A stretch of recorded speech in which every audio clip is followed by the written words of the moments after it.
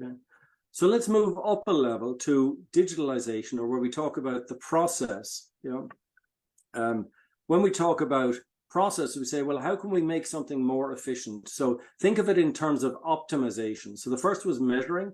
The next level is optimizing. So how can we optimize a process to improve our sustainability? And I just included some really obvious ones. So for example, if we're doing a lot of contract signatures, one of the things that we can do is we can say, well, let's remove paper from the process. And by removing paper from the process, we're also removing the need for that paper to be transported. So whether it's going by motorcycle courier or however it's going, if we're just doing it electronically, we're reducing down the whole carbon footprint of that paper from it being produced to also it being transported to where it needs to get to. There's two things in the chat there. Let me just check. Is there a question? Oh, sorry, it's somebody has to go. Right.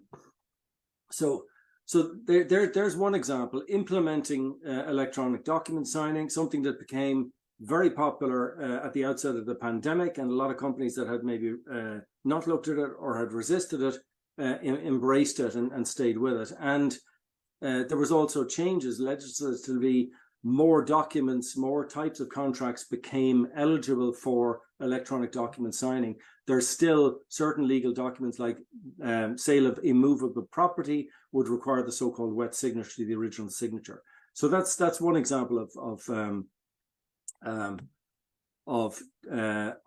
optimization of process. Another one is with workflows. So a lot of the times these are not necessarily contracts that need signing, but every organization has a large number of forms, and it tends to be sort of small companies that have grown. They've developed a lot of forms over time, but maybe their technology hasn't kept pace with that. So they may have some paper form, and this is an opportunity to just use some very simple technology like Microsoft Forms or Google Forms and combine it with a workflow to say, I'm going to capture the information in here, and it's going to go to these people for approval.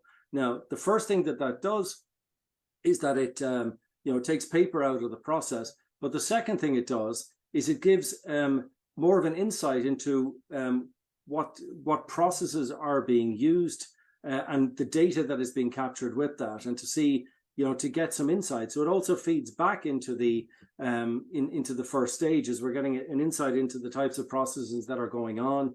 If for example, equipment is being moved around regularly, and we're saying, well, hold on, there's a cost associated with that, there's a transport cost associated with that, there's a need for there's a need for equipment permanently in that location.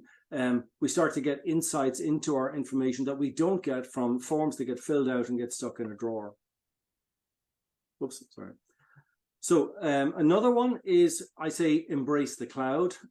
This is something that back when we did it at our renewable energy company, we started our journey 2013, and I remember an article from 2014 where Microsoft and Google had published, they had to let people know that the cloud was safe. Times have changed so much. The cloud is the safest place to be. If you see a lot of these sort of major security hacks that are publicized, it's the on-premise technology that is the vulnerable technology. But apart from the security element, why would you embrace the cloud over maintaining your own infrastructure? One is that the major cloud providers are strongly committed to climate action, and they're strongly committed to the use of renewable energy.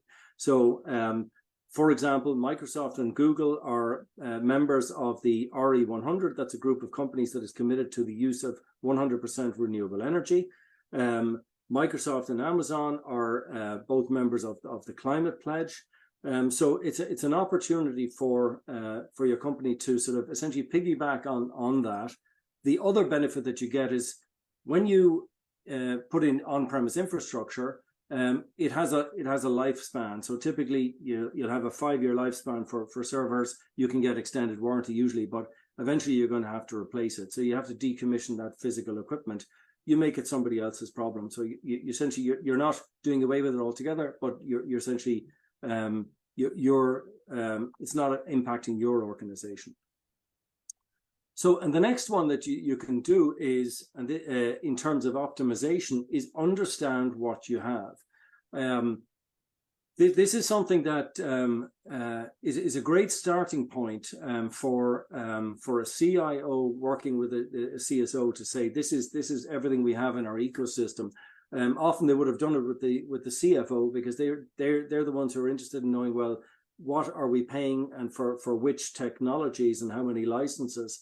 And I once worked for an organization that had 4 different document management systems, because it was a very siloed company and nobody trusted the other departments. And so they all implemented their own instances of the same technology that could have been safely partitioned using one technology. So, and that was back pre-cloud. So you're talking about, instead of having one server running, you had 4 servers running using the energy that they were using. So the way to go about this is identifying everything that you have in your software inventory, mapping it out, understanding the functionality that exists in it, and also where there is overlapping functionality. And in particular, when it comes to something like the Microsoft ecosystem, understand where there's interoperability, because there's a lot of interoperability between these different technologies, or among these different technologies.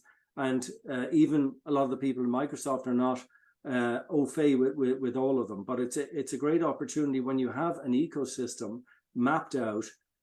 What you have established there is essentially your technology periodical table of the elements. And once you know that, then you're able to build multiple line of business systems and reuse and reuse and reuse. And that's what it's all about. It's about, we talk about it with products. We talk about sort of the top level being refuse, reuse, recycle.